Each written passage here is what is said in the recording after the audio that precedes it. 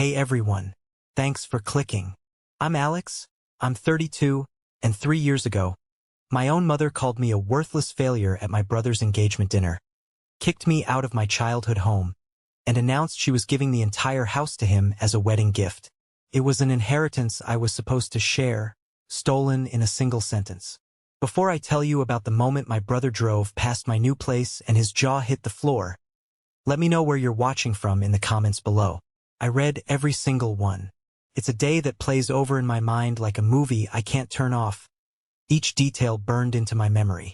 The heavy scent of my mother's signature roast chicken and garlic mashed potatoes filled our formal dining room in Greenwich, Connecticut. The air itself felt heavy, thick with unspoken tensions that clung to the velvet drapes. It was supposed to be a celebration. My older brother, Leo, the golden child, was getting married. His fiancée, Chloe, sat beside him, a portrait of smug perfection. Her diamond ring, a rock the size of a small bird's egg, perpetually caught the light from the crystal chandelier overhead. I sat opposite them, a ghost at the feast. My mother, Eleanor, was at the head of the table, presiding over the meal with the silent, stony judgment of a queen. The silence wasn't peaceful. It was a weapon. I had tried, I really had. I'd put on my best shirt, forced a smile, and tried to bridge the chasm that had been widening between us for years. I asked Leo about his latest promotion at the hedge fund. He'd given me a one-word answer, "Good," before turning to whisper something in Chloe's ear that made her giggle. I congratulated Chloe on the wedding plans. She'd given me a tight, dismissive smile and said, "Thanks," her eyes already scanning the room for someone more important to talk to. My mother hadn't made eye contact with me since I arrived. She just moved the food around her plate, her lips pressed into that familiar thin, disappointed line. Finally, the suffocating silence became too much to bear. I had to try one more time to connect, to show them I wasn't the dead end they thought I was. I cleared my throat, my voice sounding unnaturally loud. "So, I actually have some good news," I started, a nervous energy buzzing under my skin. "The software I've been developing, the one for tracking renewable energy usage for businesses, we just landed our first real pilot program with a small grocery chain." A beat of absolute silence. Then Leo looked up, a lazy, condescending smirk playing on his lips. "Still playing with your little computer projects, Alex? That's nice. Good for you." My mother put her fork down on her china plate with a sharp, definitive clink. It was the sound of a judge's gavel. The storm had arrived. "Nice?" she repeated, her voice dangerously low and cold. "It's not nice, Leo. It's a waste. A complete and utter waste of a life." She finally turned her gaze on me, and her eyes were like chips of ice. "I look at you, Alex, and all I see is disappointment. Your brother is a vice president. He has a future, a real salary, a fiancé. He is building something. And what do you have? A pilot program? You're 32 years old and you have nothing to show for it. No savings, no serious job, just hobbies." My throat felt like it was closing up. "It's more than a hobby, Mom. It's my career." "A career?" She let out a short, bitter laugh that cut me to the bone. "Don't be ridiculous. You are a failure. And I will not have a failure living under my roof and tarnishing this family's name any longer." She rose from her chair, her napkin falling to the floor like a surrendered flag. "Leo and Chloe are getting married. They need a proper home to start their lives, a home that reflects their status. So, I'm giving them this house, as an early wedding present, an inheritance for the son who actually made me proud." The words hung in the air, sucking all the oxygen out of the room. I stared at Leo, searching his face for any sign of shock or protest. There was none, only a flicker of pure, unadulterated triumph. He knew. This had been planned. I was being ambushed. "Mom, you can't be serious," I whispered, the words barely audible. "I have never been more serious," she said, her voice like steel. "Pack a bag. I want you out. Tonight." And just like that, 25 years of my life in that house were erased. I stood up, my chair scraping harshly against the polished hardwood floor. I didn't shout. I didn't plead. A strange, cold calm had settled over me. I looked at each of their faces one last time, memorizing the image of their victory. Then I turned and walked out of the dining room. I went up the stairs to the room that had been my sanctuary, threw a few clothes into a duffel bag, and walked back down. As I reached the front door, the heavy oak door I'd run through 1,000 times as a kid, I paused. I could hear their voices from the dining room, the murmur of conversation already resuming as if nothing had happened. I hadn't been a person to them. I had been an inconvenience, and now I was gone. The door clicked shut behind me, the sound echoing in the cold, empty night. It was the sound of my life breaking in two. That night wasn't a sudden earthquake. It was the final, violent collapse of a structure that had been rotting from the inside for decades. The signs were always there, written in the language of birthday presents and holiday dinners, of praise and punishing silence. Growing up in Greenwich, my mother taught us that life was a competition, and perception was reality. It was about having the right address, the right car, the right kind of children. For her, Leo was the right kind of child. I was a flawed product, a source of constant, low-grade embarrassment. I remember my 16th birthday with perfect clarity. It was a quiet Tuesday night. My dad, Richard, was still alive then, a warm, grounding presence in a house that often felt cold. He slid a box across the dinner table. It was a generic brown cardboard box, a little beat up around the edges. Inside was a used laptop. It had a few scuffs on the lid, but it was a beast. A machine with a powerful processor and a high-end graphics card. "It's got more RAM than you'll know what to do with," he'd said, his eyes sparkling with a shared, secret excitement. "This will let you run the simulations for that energy tracking app you're designing. It'll take it to the next level, son." For me, it was like being handed the keys to the universe. My mother, however, had barely looked up from her salad. "Another toy," she'd sighed, the word dripping with disappointment. "Richard, you indulge his fantasies. He needs to be focused on his SAT prep, not these games." That night, my dad and I stayed up until 2 a.m. in the garage, our makeshift lab. We had a giant whiteboard on one wall, and we sketched out complex algorithms and data flow charts. He was a software engineer by heart, a man who had traded his passion for a lucrative but soul-crushing career in finance to please my mother. He saw a part of his younger self in me, the part he'd had to sacrifice. He was the only one who understood that what I was doing wasn't a game. "Don't ever let anyone tell you this is a waste of time, Alex," he told me, his hand on my shoulder, the smell of whiteboard markers sharp in the air. "What you're building, this is the future. They just can't see it yet."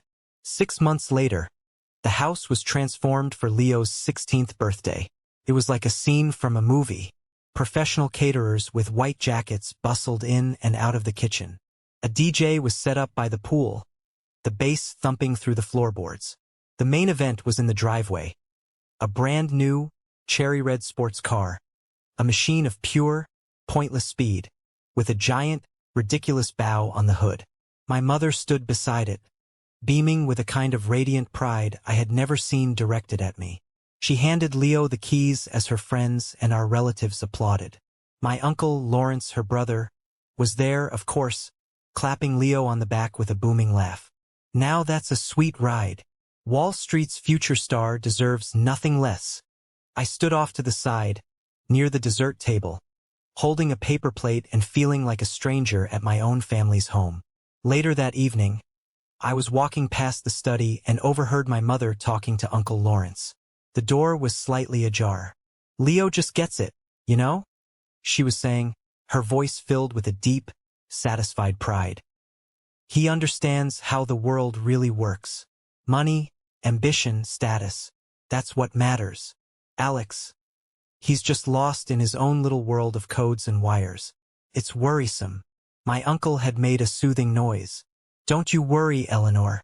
Some kids are just late bloomers. He'll come around. Though I have to say, those nerdy hobbies won't ever buy him a house in this neighborhood." Their shared laughter followed me down the hall. It wasn't loud or cruel. It was worse. It was casual, dismissive, as if my entire identity was a mildly amusing joke. My dad was my shield, my translator, my advocate. When I won first place at the regional high school science fair for a working prototype of my home energy monitor, he was the one cheering so loudly he embarrassed me. He took the cheap, plastic trophy and the certificate and had them professionally framed. He hung the newspaper clipping with its grainy photo of me right in the center of his home office wall. "The world needs innovators like you, Alex," he'd said, his voice thick with an emotion that made my throat tighten. "Not just another banker." My mother glanced at the trophy when I brought it home and offered that thin, tight smile that was more of a grimace. "That's nice, dear. Just a school project, right?" It wasn't a question. It was a statement, a box she was putting me in. It was her way of diminishing the achievement, of keeping my world small while she was expanding Leo's. She couldn't see the hours of work, the passion, the vision. All she saw was something that didn't come with a price tag or a fancy title from a big corporation. She saw something worthless. And when she looked at it, I knew she was really looking at me. The foundation of my world didn't just crack. It disintegrated 3 weeks before my high school graduation. It was a rainy Thursday night in May. My dad was driving home from a late meeting in the city. The police report said a truck hydroplaned on the slick asphalt of the interstate. It was instantaneous. One phone call from a state trooper, a blur of flashing red and blue lights painting streaks on our wet windows, the sterile antiseptic smell of a hospital waiting room, and then he was gone. The last real conversation I ever had with him was just a few days before the accident. He'd found me in the garage, hunched over my laptop, trying to debug a piece of code that was making my head spin. He didn't say anything for a few minutes, just watched me. A thoughtful, almost melancholy expression on his face. "You know," he started, his voice quiet, "I was like you once. I loved building things, solving complex problems. I was going to start my own software company." He paused, looking at the tangled lines of code on my screen. "Then I met your mother. I went into finance. It was good money, it gave our family this comfortable life, but a part of me always wondered what if. A part of me feels like I've been playing a role for 30 years. He looked me straight in the eye, his gaze intense. "Alex, promise me something. Whatever you do with your life, follow your heart. Build the things you want to build. Don't chase the money like I did. The fulfillment, it's not the same. Don't let anyone talk you out of your dreams." I had mumbled something like, "Sure, Dad, I promise," not fully grasping the profound weight of his words. They felt like just another piece of fatherly advice. Now, they were his last will and testament to me. They became a sacred vow, a legacy I had to honor. His death wasn't just the loss of a father. It was the loss of my only ally, my only defender in a family where I felt like a foreign exchange student. In the suffocating haze of grief that followed, my mother's focus sharpened, but it was like a camera lens twisting to bring one object into crisp detail while everything else blurred into the background. Leo was the object. I was the background. "Leo needs to stay focused," she'd tell her friends over the phone, her voice brittle and strained. "His final exams are coming up, and then he's off to NYU. We can't let this tragedy derail his entire future." I remember one afternoon, a few days after the funeral. The house was oppressively quiet, filled with the scent of lilies from the dozens of sympathy bouquets that lined the hallways. I found my mother in the study, my dad's study, on the phone with a lawyer. She was talking about his estate, his life insurance, the inheritance. I stood in the doorway, a ghost in my own home. When she hung up, I tried to talk to her. "Mom," I said, my voice cracking. I really miss him." She looked up at me, her eyes distant, already moving on to the next task. "We all do, Alex," she said briskly. "But we have to be strong.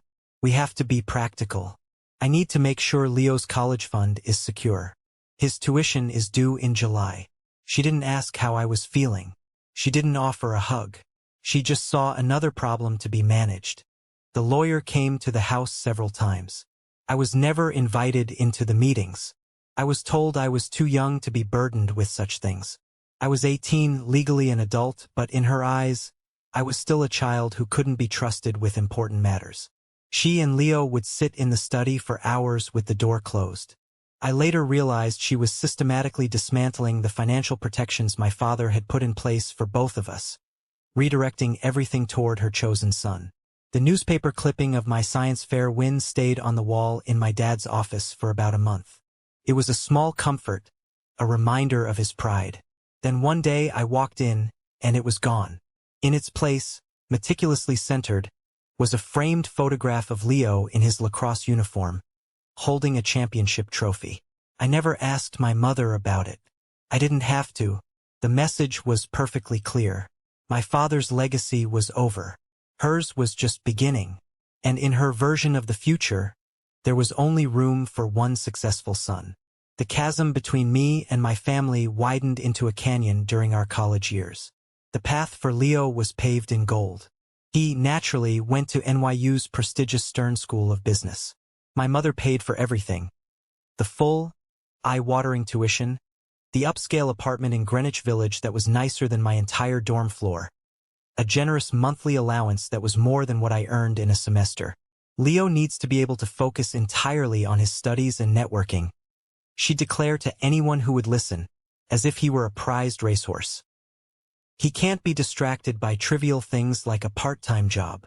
His college fund, which I would later learn was supposed to be our college fund, was robust, meticulously managed by my mother to ensure he wanted for nothing. I, on the other hand, scrambled. I got into the University of Connecticut for computer science, with a partial academic scholarship that I had worked my tail off in high school to earn. It was my one ticket out, covered about half the cost. For the rest, I was completely on my own. My mother made it clear that her financial resources were tied up in Leo's investment. So I worked. I worked 3 different jobs, a chaotic juggling act that left me perpetually exhausted. I coded freelance websites for small businesses late into the night, my eyes burning from staring at the screen. I waited tables at a greasy spoon diner on weekends, coming home smelling of fried onions and dealing with condescending customers. I worked the quiet, lonely late-night shifts at the university's IT help desk, fixing printers for frantic students. I lived in a cramped dorm room with 2 other guys, and my diet consisted mostly of instant ramen and the cheapest coffee I could find. I remember one night, scrolling through social media during a break at the diner. I saw a picture Leo had posted. He was on a yacht in the Caribbean for spring break, tanned and smiling, a beautiful girl on his arm, a bottle of champagne in his hand. The caption read, "Working hard or hardly working? Thanks for the getaway, Mom." I was holding a pot of burnt coffee, my back ached, and I had a midterm the next morning. The unfairness of it was a bitter pill to swallow. But I never complained. In a way, the struggle fueled me. I was doing what I loved. The work was brutally hard, but it was honest, and every dollar I earned was my own. Every line of code I wrote felt like a small act of defiance, a tribute to the promise I made to my dad. The phone calls home were always a painful exercise in frustration. Leo just had dinner with a senior partner at Goldman Sachs. My mother would report, her voice buzzing with an excitement she never had for me. "He's making such wonderful connections. His future is practically guaranteed." "That's great, Mom," I'd say, forcing enthusiasm into my voice. I just finished a project modeling solar panel efficiency for one of my classes. My professor thinks it has real commercial potential. There would be a pause. "Oh," she'd finally reply, the energy draining from her voice. "That's interesting, dear. Now, tell me, are you eating properly? You sound tired." The subject would always change, my achievements dismissed as quaint little hobbies, my struggles ignored. It was in my junior year that a light appeared in the tunnel. His name was Professor Davidson. He was a leading expert in renewable energy systems, a quiet, brilliant man who saw something in my solar panel project that my mother never could. He saw the future. He became my mentor, the first person since my dad who looked at my work and saw potential instead of foolishness. He took me under his wing, giving me access to the university's advanced labs, connecting me with his network of researchers. "Alex, this algorithm is brilliant," he told me one afternoon, peering at my laptop in his cluttered, book-filled office. You're not just tracking data, you're predicting energy needs based on weather patterns and usage habits. This could save companies millions. You're onto something big here. His belief was like water in a desert. It was under his guidance that I developed the first true prototype of my application, the one that would eventually become the foundation of my company. While Leo was learning how to leverage other people's money to make more money, I was learning how to build something from nothing. Something that could actually make a difference. My mother saw life as a race, and in her eyes, I was already lapped. But I was starting to realize it wasn't a race at all. We weren't even running in the same direction. After graduating with honors, a distinction my mother barely acknowledged, I made the tactical, though personally painful, decision to move back home. It was supposed to be a temporary launchpad while I got on my feet, but living under my mother's roof as an adult felt like a regression, a daily surrender. In her house, it felt less like a home and more like a courtroom where I was perpetually on trial for the crime of not being my brother. Leo, by this time, had already landed a high-paying analyst job at a prestigious hedge fund in Manhattan. He was renting a sleek, minimalist apartment in a high-rise my mother had co-signed for, a place with floor-to-ceiling windows and a doorman. He'd come home on some weekends, smelling of expensive cologne and effortless success, talking about seven-figure trades and year-end bonuses, a language my mother understood and adored. I, on the other hand, landed an internship, an unpaid internship. It was at a small, scrappy tech startup in the city called Urban Energy. They were doing fascinating, cutting-edge work in sustainable urban infrastructure. Exactly the field I wanted to be in. The CEO was a quiet, intense man named Samir Gupta. He was a brilliant engineer who didn't waste words, but he had a sharp eye for talent. He had found my senior project on a university forum and reached out to me directly, offering me a position. There was a kind, familiar look about him, something in his eyes, but I couldn't place it. At the time, I didn't know the truth. Samir had been a college friend and colleague of my dad's from his early engineering days, one of the few who had stayed in the field. He had recognized my father's name and saw the same spark of passion in me. But he never mentioned it. He wanted to see what I could do on my own merits. To my mother, the phrase unpaid internship was just another way of saying unemployed bum. You have an honors degree in computer science from a good university, and you're working for free? She asked, her voice dripping with a mixture of disdain and genuine bewilderment at the dinner table one night. We were having one of our tense, mostly silent meals. Leo's starting salary is 6 figures. Alex. 6 figures. With a guaranteed bonus. When are you going to get serious about your life and get a real job with a real salary? My Uncle Lawrence, who had a preternatural ability to show up for dinner whenever there was a chance to dispense his patronizing wisdom, chimed in. Now, Eleanor, give the boy a chance, he said, patting my arm with a soft, fleshy hand. It was meant to look like he was defending me, but it was just another form of attack. Every generation has its dreamers. It's a noble gamble, Alex, but a gamble nonetheless. You have to understand finance, you see, that's stability. That's a sure thing. Your brother is building a secure future. This tech stuff, it's a lottery ticket, and most tickets are losers. The message was always the same, a constant, demoralizing chorus. What Leo did was real, what I did was a fantasy. Every single day was a grind. I'd wake up before dawn to catch the commuter train into the city, work 10 to 12 hours for free, soaking up every bit of knowledge I could, and then take the late train home, exhausted, to a house where I felt like a disappointment. I poured every ounce of my being into that internship, driven by a desperate, burning need to prove them all wrong. More than that, I was driven by the quiet, persistent memory of the promise I made to my dad in the garage all those years ago. I just hoped it would be enough. I often wondered, though, if I was chasing a dream or just running from their judgment. At Urban Energy, I thrived. I wasn't just fixing bugs. I was improving core systems. One afternoon, Samir gave me a complex problem that had stumped their senior engineers for weeks. An inefficiency in their data processing that was costing them server time and money. I locked myself in a small conference room for 2 days, fueled by coffee and a stubborn refusal to fail. I didn't just fix it. I rewrote the entire module, making it 10 times faster. I presented it to Samir, my hands trembling slightly. He reviewed my work in silence, his expression unreadable. After 5 long minutes, he just nodded slowly and said, "Good work, Moore. Very good work." Coming from him, it felt like winning an Olympic medal. It was a small victory, but it was mine, and it kept the flame of hope alive in the cold, dismissive atmosphere of my home. And that brings us back to that night. The night that cleaved my life into a before and an after. The night of Leo and Chloe's engagement dinner. It wasn't just one comment that set my mother off. It was the culmination of years of simmering resentment, a pressure cooker that was finally, inevitably, going to explode.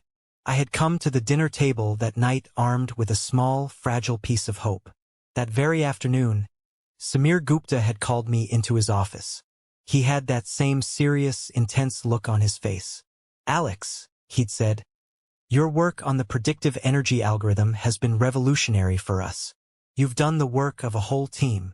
He leaned forward. "We're a small company, we can't offer you the kind of salary your brother makes, not yet. But we are offering you a full-time position as lead project engineer, and stock options. A significant number of them. If this company succeeds, you succeed in a very big way." It was the first real, tangible validation of my entire career. A real job, a leadership title, a stake in the future I was helping to build. I thought maybe, just maybe, this would be enough. Maybe this was the language they would finally understand. So when Leo smirked about my little computer projects, I took a deep breath and laid my cards on the table. "Actually," I said, trying to keep my voice steady and professional, "I was just promoted to lead project engineer today. It's a full-time, salaried position." My mother just waved a dismissive hand, not even looking at me. "A lead of what? A team of one? Alex, please, don't embarrass yourself with these inflated titles." Chloe let out a tinkling, condescending laugh. "Oh, that's sweet. It's so important to have a passion, isn't it? My cousin has an Etsy shop. I think it's wonderful."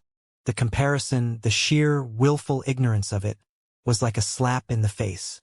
That's when I finally broke. The years of swallowing my pride, of accepting their dismissals, it all came rushing to the surface. "Why do you do this?" I asked, my voice cracking with an emotion I could no longer contain. "Why is nothing I ever do good enough for you? This is my career. I work 60 hours a week. It matters to me. It's important work that could actually help people, not just make rich people richer." The jab at Leo's profession was a mistake. My mother's face hardened into a mask of cold fury. "Important?" she scoffed, her voice low and menacing. "Let me tell you what's important, since you are clearly so naive. Providing for your family, building a legacy, securing your future. Your brother understands that. He's making a name for himself. He is securing his family's future. You are playing in a sandbox, and you are dragging our family name down with you. I am tired of making excuses for you to my friends. I am tired of being embarrassed by my own son." That's when she stood up and delivered the final, crushing blow. The speech about me being a failure. About giving the house, our family home, to Leo. It was a carefully planned, brutally efficient execution. Leo's complete lack of surprise, Chloe's smug look of satisfaction. They had all discussed it beforehand. This wasn't a spontaneous decision. This was a verdict that had been reached long ago. This was just the sentencing. After everything Dad did to build this family, to provide for us, you're just giving his house away? I choked out, the words tasting like ash. The mention of my father was my last, desperate appeal.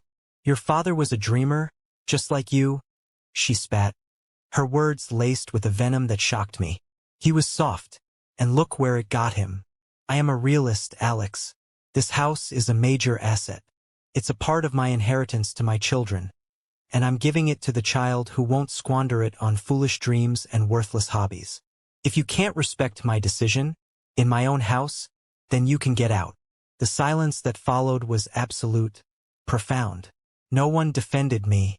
No one said a single word. I looked from my mother's cold, triumphant face to my brother's equally victorious one. He wouldn't even meet my eyes. He just stared down at his plate, a small smile playing on his lips. And I finally, completely, understood. I wasn't their son or their brother. I was a problem, a loose end, a disappointment they had finally figured out how to cut away. I drove for what felt like hours, the familiar, tree-lined streets of Greenwich blurring into an abstract painting of grief and rage. My duffel bag sat on the passenger seat, a pathetic testament to the life I had just been evicted from. My phone buzzed incessantly. It was my college friend, Ben. Dude, what the hell happened? Leo's fiancée just posted a picture of them on Instagram toasting champagne. The caption says, "Celebrating our new home. Call me." I couldn't speak. The humiliation was a physical thing, a knot in my chest that made it hard to breathe. They were celebrating. While I was driving aimlessly with nowhere to go, they were celebrating getting rid of me. My mind was a chaotic storm, but one desperate, last-ditch idea emerged from the wreckage. My Uncle Lawrence. He lived just 20 minutes away, in a sprawling, ostentatious mansion he'd gotten through his marriage to a wealthy heiress. He had always positioned himself as the cool uncle, the one who pretended to be on my side, even while subtly feeding my mother's narrative that I was a lost cause. Maybe, just maybe, faced with the reality of his nephew being homeless, he would show a shred of human decency. I pulled into his long, curved driveway, the gravel crunching under my tires. The house was lit up like a luxury hotel. I rang the bell, and after a long moment, the heavy, ornate door creaked open. He stood there himself, wearing a silk robe and holding a glass of whiskey. His usual jovial mask was gone. His face was stern, guarded. "Alex, what on earth are you doing here at this hour?" he asked, not making a move to let me in. He physically blocked the doorway. "Uncle Lawrence," I began, my voice hoarse and raw. "Mom, she kicked me out. She's giving the house to Leo. The whole house. I have nowhere to go. I just need a place to stay for a few nights. Just until I can figure things out. Find an apartment." He sighed. A long theatrical sigh of deep disappointment. He swirled the whiskey in his glass. "I heard," he said coolly. "Your mother called me. And honestly, Alex, I'm not surprised. Your mother is a practical woman. A strong woman. You can't expect to live off her generosity forever while you chase these technological fantasies." "They're not fantasies," I said, my fists clenching at my sides. "I have a job. A real job. I was just promoted. A job that doesn't pay you a living wage? Come on, son," he said, shaking his head with a look of pity that was more insulting than anger. "Look, I can't have you here. It would be a profound disrespect to your mother's decision. Family needs to present a united front. Taking you in would undermine her authority, and frankly, it would enable your irresponsible behavior." The sheer hypocrisy of it stunned me into silence. This man, who had done nothing on his own merits, was lecturing me on responsibility. "So that's it?" I asked, my voice a low whisper. "You're just going to turn your back on me? Dad's own brother-in-law." He looked me straight in the eye, his voice devoid of any warmth, any trace of family affection. "I'm not turning my back, Alex. I'm helping your mother teach you a lesson your father was always too soft to teach you. The world is a tough, unforgiving place. It's time you grew up and faced it. Consider this a gift, the gift of rock bottom. It's a great place to build from, or so they say." He offered me a thin, final smile, and the door began to close. I saw the lock turn. That was it. That was the bottom. Every single door had been slammed and locked in my face. I stood there in his perfectly manicured driveway, under the cold, indifferent stars. The despair was a physical weight, pressing down on me. But then, something inside me shifted. The grief, the humiliation, the despair. They began to burn. The fire didn't consume me. It forged something new inside my chest. Something cold and hard and unbreakable. Determination. They thought I would sink. They had thrown me into the deep end, just as my uncle said. Fine. I would swim. I would swim faster and farther than they could ever imagine. and I would build an ocean of my own. I got back in my beaten-up car, drove away from that house, away from that town, and for the first time in my life I didn't look back. I was done with them. I was completely and utterly done. The next few months were a brutal, disorienting blur of cheap coffee, sleepless nights, and the constant, dull hum of a computer server. I found a tiny, run-down studio apartment in a rough part of Brooklyn. It had peeling paint, a radiator that clanged like a blacksmith's anvil all night, and a window that looked out onto a brick wall. It was all I could afford with the meager savings I had. But it was mine. For the first time in my life, I felt truly terrifyingly free. The crushing weight of my family's expectations was gone, replaced by the exhilarating, razor-sharp pressure of pure survival. I enacted a scorched earth policy. I blocked my mother's number, my brother's, my uncle's. I went dark on all social media. The only person I stayed in touch with was my friend Ben, who would check in every couple of weeks with a simple text. "You still alive?" It was a lifeline to a world I used to know, a reminder that one person out there still cared. My entire focus, every waking moment, became my work at Urban Energy. Now that I was a full-time, salaried employee, even if the salary was barely enough to cover rent and ramen, I poured every ounce of my energy into it. I was the first one in the office and the last one to leave. My grief and anger became fuel.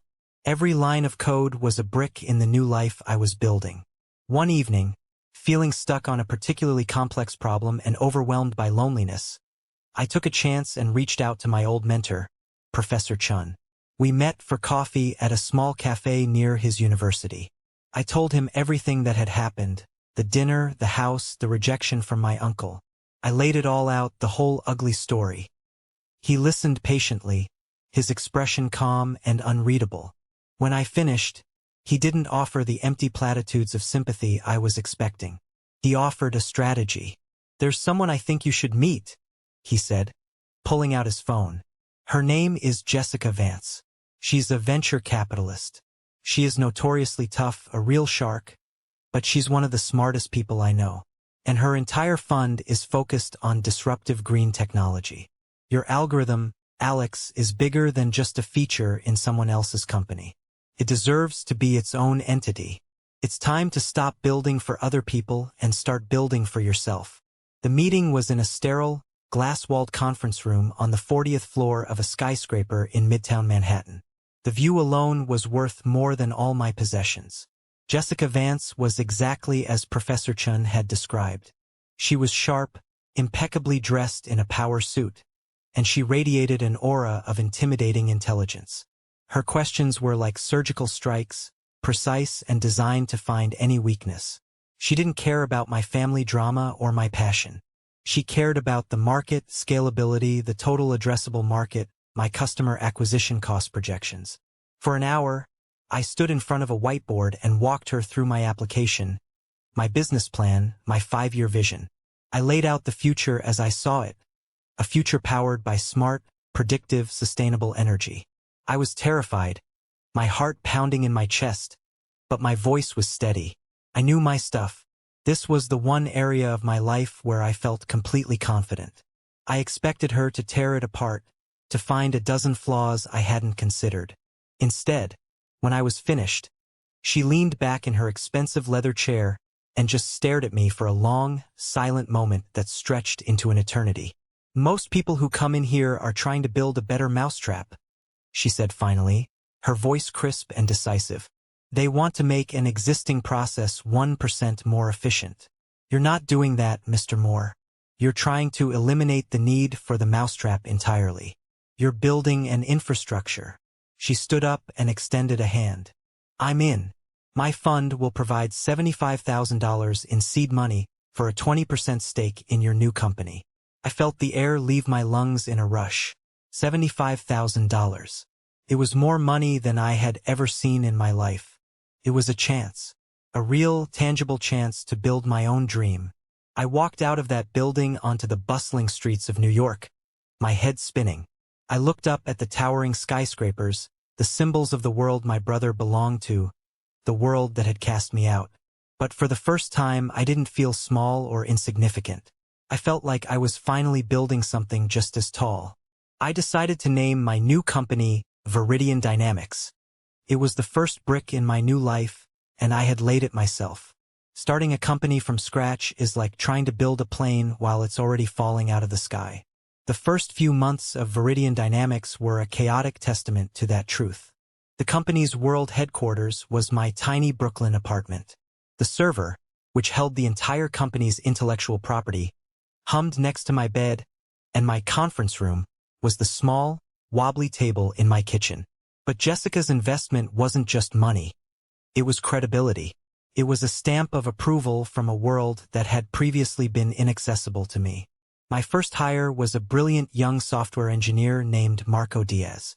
He was fresh out of Carnegie Mellon, hungry, idealistic, and he believed in the mission. He didn't care that our office was my living room or that our coffee was instant. He saw the elegance and potential in the code.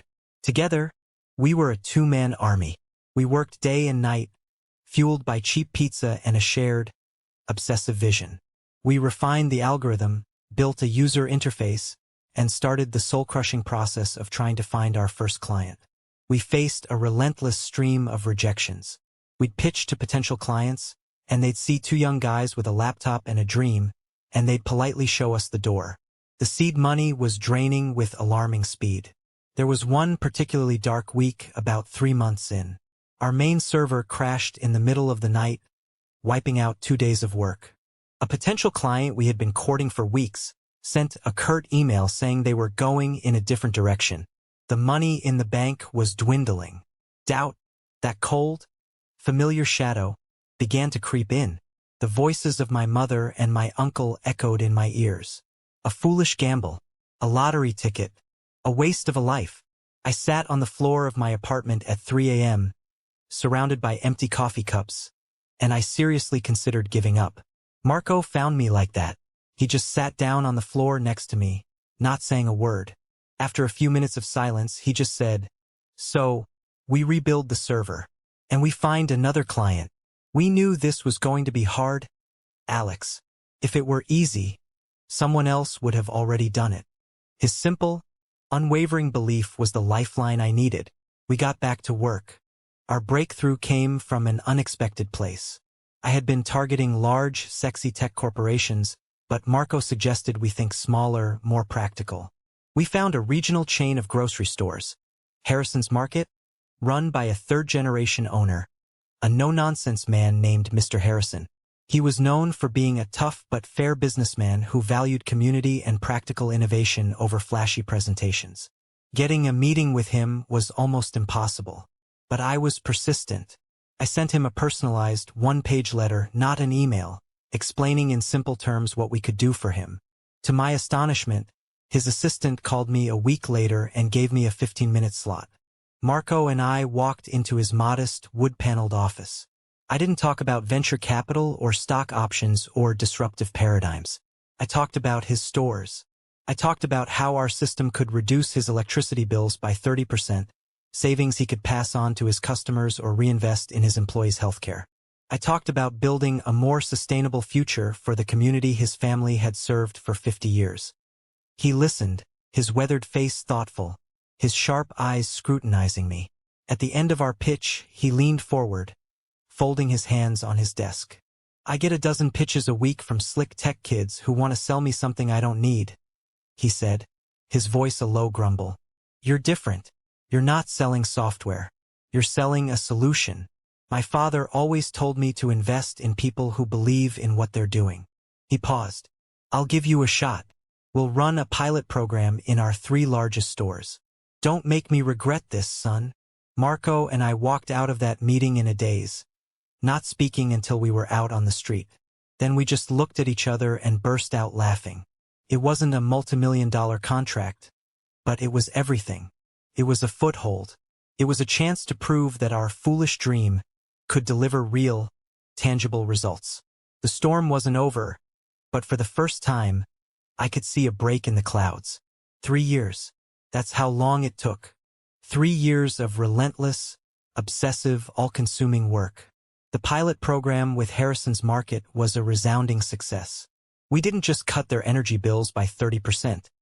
We cut them by 35%, and we identified two major sources of energy waste they hadn't even known about. Mr. Harrison was thrilled. He became our biggest advocate, our most vocal champion. He personally recommended us to other business owners in his network. And just like that, the dam broke. Word spread. That single, hard-won contract turned into a dozen, then 100. Vidian Dynamics didn't just grow. It exploded. We moved from my apartment to a small, cramped office, then to a full floor in a sleek glass and steel building in downtown Brooklyn. Our team grew from 2 to 16, then to 50 brilliant engineers, data scientists, and sales professionals. We secured a series of funding round led by a major Silicon Valley firm that made Jessica Vance's initial investment look like pocket change. My little computer project was now providing smart energy solutions for businesses across New York, New Jersey, and Connecticut, saving them millions of dollars and significantly reducing their carbon footprint. I was no longer the broke, homeless kid kicked out of his home. I was the founder and CEO of a multimillion-dollar company. But the money, as cliché as it sounds, was never the point. It was a byproduct. The point was the work. The point was proving that a vision for a better, more sustainable world wasn't a waste of time. It was the future. With my success came a level of financial freedom I had never imagined possible.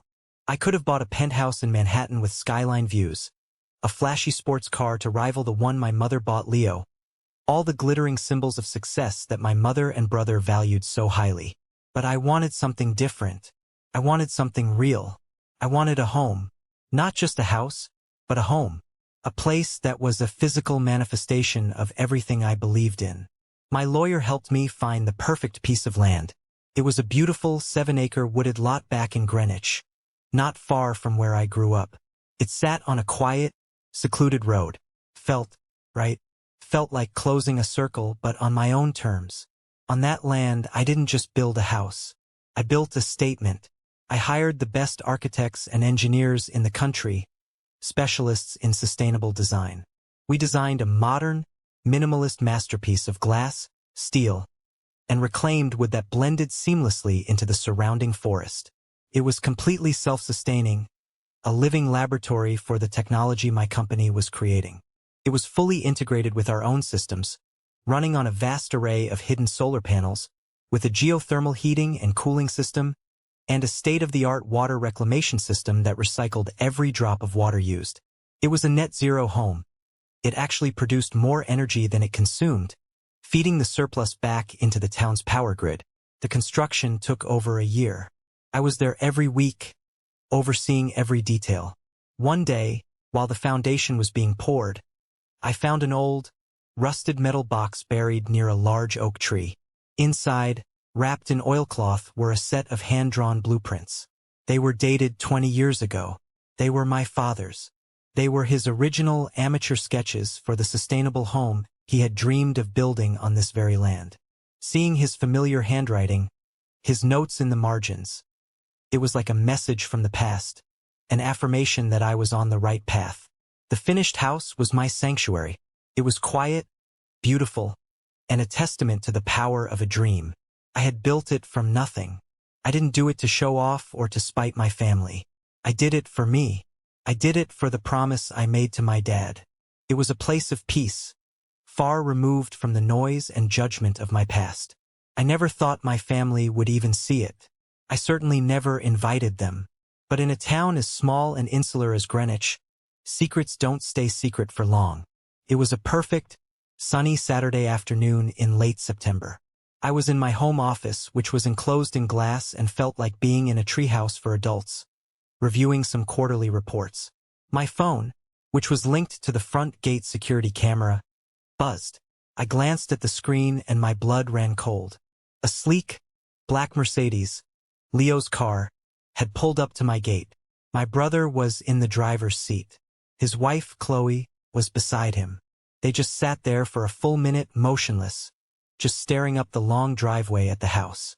I could see Leo's face with perfect clarity on the high-definition camera feed. His jaw was literally hanging open. He was pointing, talking animatedly to Chloe, who looked equally stunned, her hand covering her mouth. Then he fumbled for his phone. I knew exactly who he was calling. I watched, a detached, clinical observer of my own life, as he got out of the car and paced back and forth, gesturing wildly at the house. He was shouting into the phone, and even though I couldn't hear the words, I could read the panic and disbelief on his face. "Mom, you won't believe this. There's this insane modern mansion on the old Miller property. It must be worth 10, maybe 20 million. Wait, hold on." I watched as he walked closer to the gate, squinting at the small, discreet address plaque I had installed. The plaque didn't have a number. It just had one word. More. Wait a second. The name. It can't be. Mom, this house it's his. It's Alex's. An hour later, as I knew it would, another car pulled up to the gate. A familiar silver Lexus. My mother. She got out of the car, looking smaller and older than I remembered. Her face was pale. She approached the gate, saw the camera lens, and spoke directly to it, her voice tinny and strange through the speaker. "Alex, please, it's your mother. We need to talk. Please, just open the gate." Against my better judgment, against every self-preservation instinct I had, I pressed the button. The heavy steel gate slid open silently. I decided to meet her on my own terms, on my own ground. I walked down the stone path and met her on the front steps. She looked around, her eyes wide, taking in the clean lines of the architecture, the floor-to-ceiling glass that reflected the autumn trees, the quiet, powerful hum of a perfectly balanced ecosystem. This was a world she didn't understand, and it terrified her. "Alex," she breathed, her voice filled with a fake, honeyed tone I knew all too well. It was her damage control voice. I had no idea. "I am so proud of you." She took a step closer, reaching for my arm. "I was wrong. I was so wrong to push you away. Can you ever forgive me?" I didn't move. I didn't let her touch me. I just stood there, my arms crossed, feeling nothing but a profound, weary emptiness. "You're not proud of me," I said, my voice flat and even. "You're impressed by this." I gestured to the house. "This is just another version of Leo's sports car to you. It's a symbol of wealth and status. It's the only language you understand." "That's not true," she insisted, her eyes welling up with tears that I knew were completely manufactured. "I made a mistake. I was scared for you. I was trying to protect you, to push you towards what I thought was success. I want you back in my life. I want my family back." That's when the years of buried anger finally rose to the surface. It wasn't hot and explosive. It was cold and sharp and precise. "My family? You declared I wasn't part of your family 3 years ago. You threw me out with nothing but a duffel bag and the clothes on my back. But look what you've built," she pleaded, her voice rising. "It all worked out for the best, didn't it? My pushing you was the motivation you needed." I laughed, a short, humorless, brutal sound. "It worked out because I left. It worked out with no help from you. In fact, it worked out in spite of you." I took a deep breath, ready to deliver the final, killing blow. The one piece of the story she never knew, the one that would dismantle her entire self-conception. "You want to know the real reason I built this house, right here on this specific piece of land?" I asked, my voice dropping to a near whisper. "Do you have any idea who bought this property 20 years ago? Before the Millers?" She looked confused, her manipulative tears forgotten. "No, I don't remember." "Let me remind you," I said, my voice like ice. "A young software engineer bought it. He had a dream of building a self-sustaining family home, a place where technology and nature could coexist, a place to raise his 2 sons away from the poison of Wall Street. He poured all his savings into it. He even drew up the blueprints himself." I paused, letting the words sink in. But his wife thought it was a foolish, impractical dream. She mocked him for it, told him to sell it and invest in something real, something that would impress her friends. So he did. He sold the land. He gave up his dream. And he went into finance to please her. The color drained from her face as the memory, the one she had deliberately buried, came rushing back. Her mouth opened, but no sound came out. "Yes," I said softly, twisting the knife. "Dad bought this land. This was his dream. The dream you called stupid. The dream you made him sacrifice." I pulled my phone from my pocket, swiped to a photo of the old, hand-drawn blueprints I had found, and held it up for her to see. His familiar handwriting was in the corner. "I didn't build this house for you. I didn't build it to impress you or Leo. I built it for him. I finished what he started. So don't you dare come here to my father's house and try to claim any part of this victory. You are not welcome here." She just stood there, speechless, her face a mask of pure, unadulterated horror. For the first time in my entire life, I had left my mother with absolutely nothing to say. This is the moment that changed everything, when I finally took back control of my own story. Thank you for staying with me to this point. You are amazing. Please help me out by liking this video and commenting the number 1 below, just so I know you made it this far with me. It not only helps more people find this story, but it also lets me know that my experiences mean something to someone out there. Your support is the biggest motivation for me to continue sharing the rest of this journey. In a town like Greenwich, gossip is a more valuable currency than gold. The story of what happened at my gate, of my mother's confrontation and my final revelation, spread through the manicured lawns and exclusive country clubs like a particularly virulent strain of ivy. Leo must have told someone, who told their spouse, who told their tennis partner. The narrative wasn't just the simple, satisfying tale of the failure son becoming wildly successful. It was darker, more complex. It was the story of a mother who had not only cast out her son but had also crushed her late husband's dream. A dream that son had then resurrected in the most spectacular way possible. It was the one thing my mother's carefully curated world couldn't tolerate. A stain on her public image, a story that painted her not as a strong matriarch, but as a cruel, materialistic hypocrite. Her friends, the ones she had lunch with every Tuesday, the ones she played bridge with, started to pull away. The calls stopped. The invitations to charity galas and dinner parties dried up. She had built her entire identity on being the mother of a successful Wall Street star, the widow of a respected financier, the queen of her social circle. I had exposed the ugly, rotten foundation beneath the flawless facade. Her status, the currency she valued above all else, was suddenly irrevocably devalued. One afternoon, I was in a local coffee shop, a place I rarely went, to meet with a contractor. While I was waiting, I overheard 2 women at the next table. They were older, impeccably dressed, and I recognized them as being part of my mother's circle. They were speaking in low, conspiratorial whispers. "Can you even imagine?" one of them said.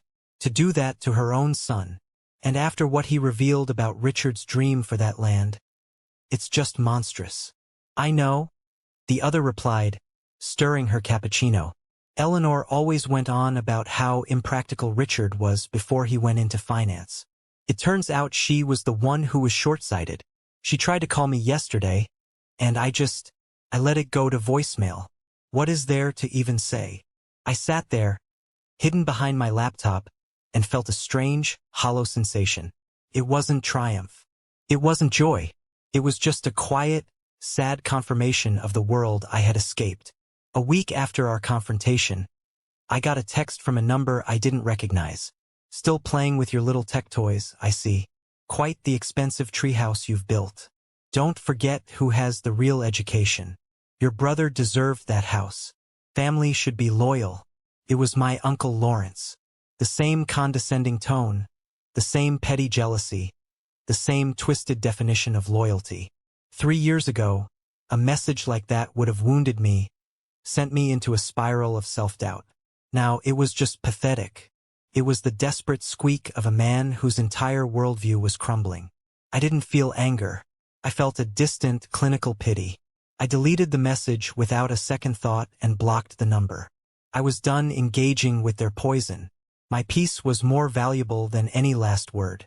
My friend Ben called me a few days later. "Man, you've really shaken the hornet's nest," he said, a note of awe in his voice. "My mom plays bridge with some of your mom's old friends. Apparently, Eleanor is a total wreck. She's telling everyone you've been brainwashed by new money. and have forgotten the meaning of family. I just sighed, looking out my office window at the calm, peaceful woods. The meaning of her family was a transaction, Ben. I just refused to be the bad investment anymore. He was quiet for a moment. Well, for what it's worth, he said. My mom told me everyone sees right through it. They know what she did. In their world, being publicly humiliated is worse than being broke. She's the one who looks like a fool. It was a strange feeling. I hadn't sought revenge. I had only sought to build a life for myself. But justice, in its own slow, inexorable way, was being served. The social standing my mother had sacrificed her own son for was evaporating before her very eyes. All because of a truth she could no longer control. About a month later, I got a call from an unexpected person. Samir Gupta, my first boss, my dad's old friend. He had seen an article about Vidian dynamics in a business journal and wanted to offer his congratulations. We agreed to meet for lunch. We sat at a quiet corner table at a restaurant downtown. After some small talk about the business and the rapid growth of the company, he got a serious look on his face. Alex, he said, leaning forward slightly, I've been thinking a lot about your dad lately, seeing your success. He would be so incredibly proud. But there's something I think you should know. Something I probably should have told you years ago, but it wasn't my place. He took a sip of water. Richard wasn't just a brilliant engineer. He was also a very careful, meticulous planner, especially after you boys were born. He worried about the future. He slid a file folder he had brought with him across the table. Before he died, Richard set up a substantial trust fund, an inheritance for his boys. I helped him with some of the paperwork. It was to be split evenly between you and Leo, to be accessed for your education, and then the remainder to be given to you both when you turn 25. He appointed your mother as the trustee, never imagining she would do anything but honor his wishes. I stared at him, my mind struggling to process his words. A trust fund? I never saw a cent of that. My mother told me all Dad left was the house and a mountain of debt from some bad investments he made right before he passed. Samir shook his head sadly, a look of deep regret in his eyes. That was a lie, Alex. A cruel one. Richard was an excellent investor. There was no debt. In fact, the trust was worth over $2 million when he passed away. After he died, your mother's lawyer, a man I know to be ruthless, petitioned the probate court to dissolve the trust. As the sole guardian, she argued that the funds were needed for Leo's specialized education and to maintain the family's standard of living. She was granted full control of the entire amount. Your half of the college fund, your half of the inheritance. She poured all of it into Leo's future, and she erased yours. The sandwich on my plate suddenly seemed inedible. It all clicked into place with a sickening thud. Leo's fully paid NYU tuition. His lavish apartment in the city, his generous allowance, his seed money for his first brilliant investments after graduation. It wasn't just my mother's money. It was my father's money. It was my money. She hadn't just emotionally abandoned me. She had financially disinherited me. She had stolen my father's last gift to me, his final act of love and protection, and handed it all to my brother. The betrayal was so profound, so absolute, it was almost surreal. I looked at Samir, my mind reeling. I expected to feel a fresh wave of rage, of a desire for a legal battle, for retribution. But instead, a strange, profound sense of calm washed over me.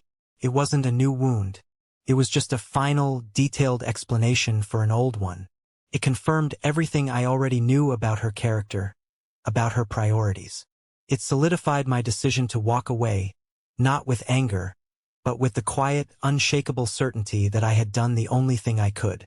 My father had tried to give me a safety net. My mother had taken a pair of scissors and cut it to shreds. And I had learned to fly on my own anyway. Another year passed. Life moved on, not with the high drama of confrontations and revelations, but with the steady, quiet, satisfying rhythm of purpose. Vidian Dynamics continued its upward trajectory. We expanded our operations into Maryland and Pennsylvania, our predictive energy technology becoming the new gold standard for corporate energy sustainability. We were no longer a scrappy startup. We were a major player in the green tech space. I was no longer just a CEO. I was a recognized innovator, invited to speak at major industry conferences and universities about the future of sustainable technology. My life wasn't about the money or the accolades, though they were nice validations of the hard work. It was about the work itself. It was about the team I had built around me. Marco, my first employee, was now my chief technology officer, a brilliant leader in his own right who was respected throughout the industry. We had built a company culture based on respect, collaboration, and a shared passion for solving difficult problems. The exact opposite of the toxic, zero-sum hierarchy of my childhood family. These people, my team, my mentor Professor Chun, my loyal friend Ben, they were my real family. The one I had chosen, the one that had chosen me back, not the one I was born into by accident of biology. The house my father had dreamed of, the house I had built, became my true sanctuary. I spent my weekends hiking the wooded trails on the property, my dog running ahead of me. I'd read for hours in the sun-filled living room that overlooked the forest, or I'd work on new, experimental projects in the workshop I'd built in the basement. Sometimes, I'd just sit in silence, feeling the peaceful, efficient hum of the home systems running around me. It was a home filled with peace, not pressure. It was a place where I could finally, truly breathe. I developed a new routine.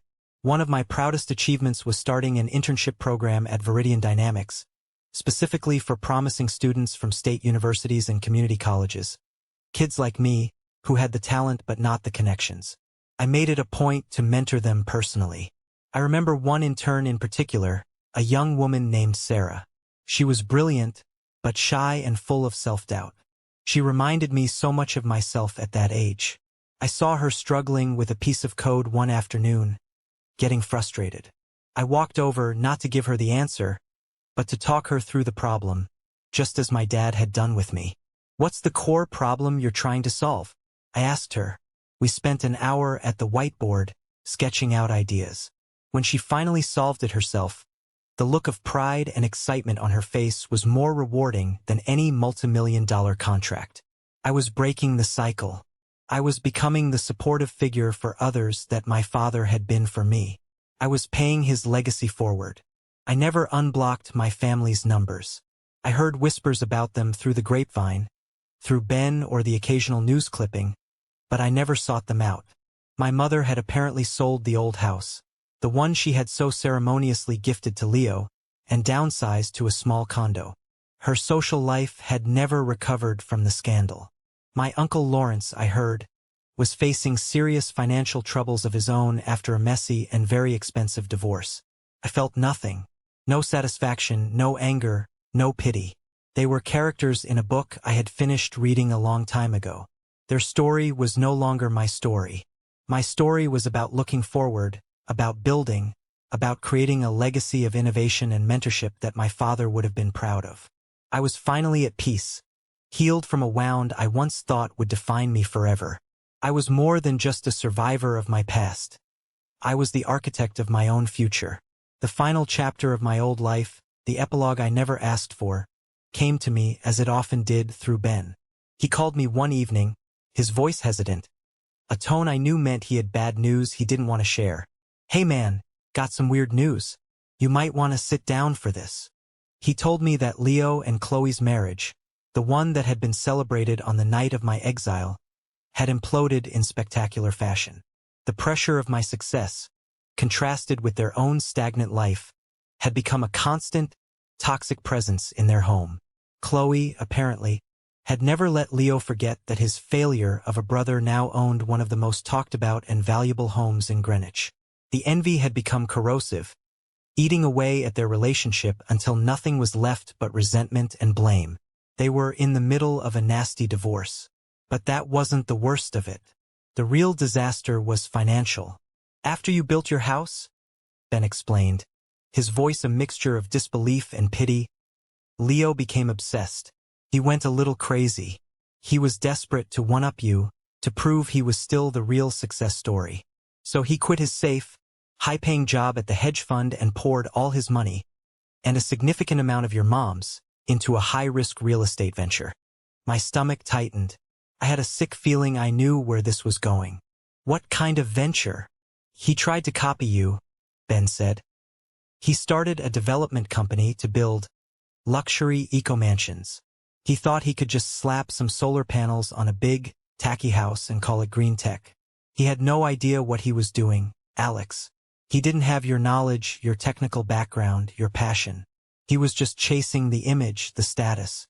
He was building monuments to his own ego. The project was a predictable, unmitigated disaster. He cut corners, used cheap materials, and his designs were inefficient and ugly. The whole thing was built on a foundation of arrogance and ignorance. The real estate market took a slight downturn, his investors got spooked and pulled out, and he was left holding a portfolio of half-finished, unsellable McMansions that were bleeding money. He had tried to play my game without understanding any of the rules, and he had lost spectacularly. He had declared bankruptcy. The final, bitter irony? The house my mother had kicked me out of, the grand prize she had awarded her golden child, the very symbol of his victory and my defeat, was now gone. To cover his mountain of debts in the bankruptcy and divorce proceedings, the court had forced its sale. It was seized by the bank and auctioned off for a fraction of its value to pay off his creditors. The ultimate symbol of his triumph had become the public monument to his failure. He had been given everything, the elite education, the family connections, the financial backing, the family home, my stolen inheritance. And he had turned it all to ash. I had been given nothing but a broken heart and a promise to my father. And from that, I had built an empire. It wasn't a victory. I felt no joy in hearing about his downfall. It was a tragedy. A hollow, wasteful story of how envy, when left unchecked, will always consume itself. And I was just glad, so deeply, profoundly glad, that I was finally far enough away to not get burned by the flames. So here I am today. I'm in my office, the one that feels like it's floating in the trees, the late afternoon sun slanting through the glass walls. On my desk, next to the sleek monitors displaying the real-time energy data of 1,000 buildings across the country, is a single old photograph in a simple wooden frame. It's of me and my dad, taken in our garage almost 20 years ago. We're standing next to a whiteboard covered in his messy, brilliant handwriting.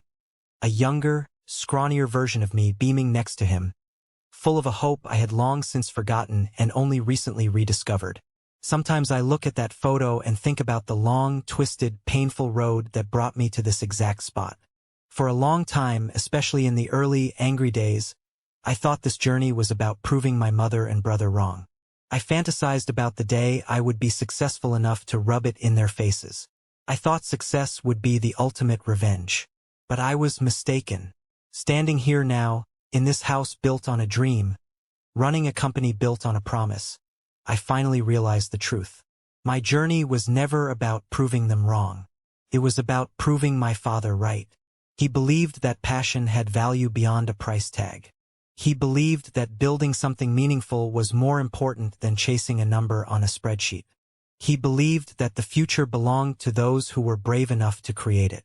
He believed in me. My mother saw a failure, a waste of a life. But my dad saw a future.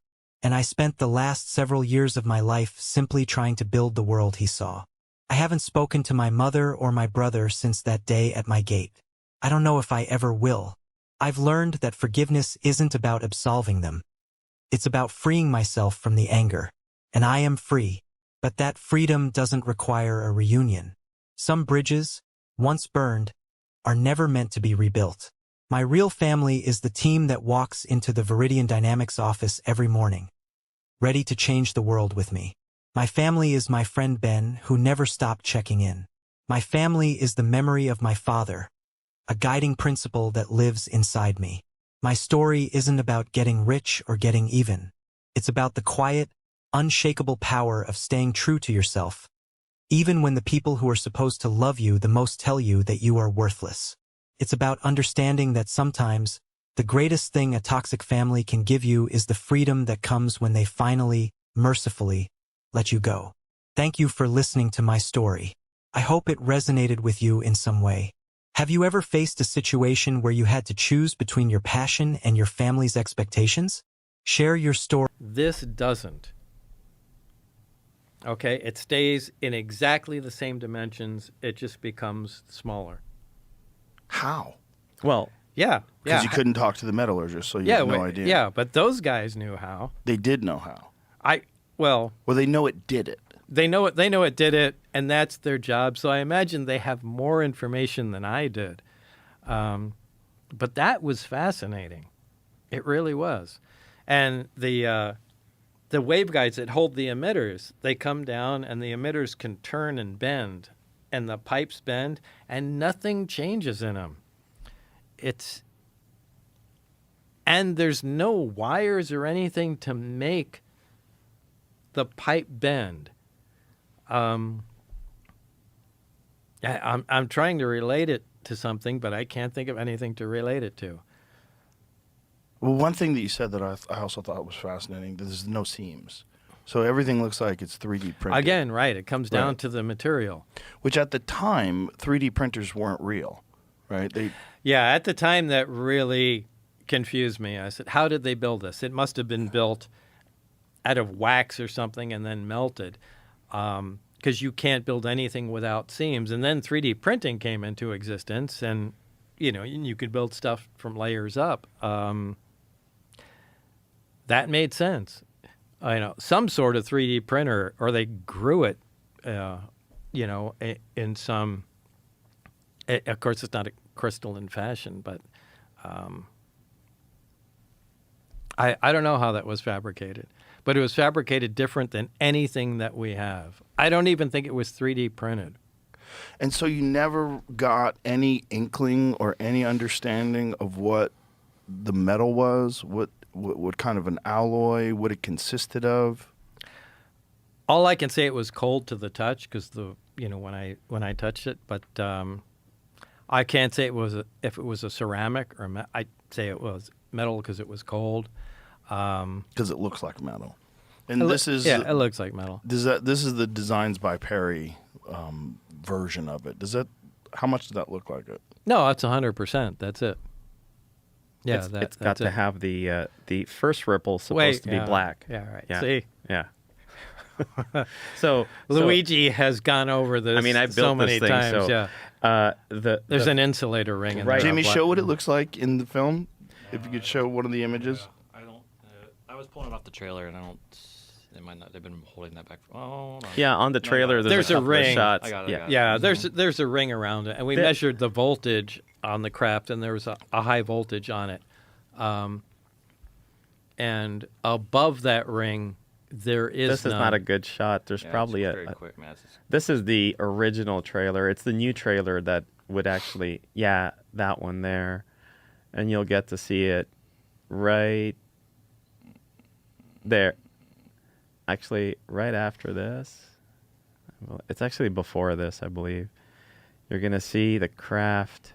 And if you see there's a black, right, there's like a black line. Mm-hmm. It's the first ripple. That's actually not metal. Yeah, we call that there it is. That's a good shot. Yeah. We call that the insulator ring because below that there's a high voltage present on the craft all the time, and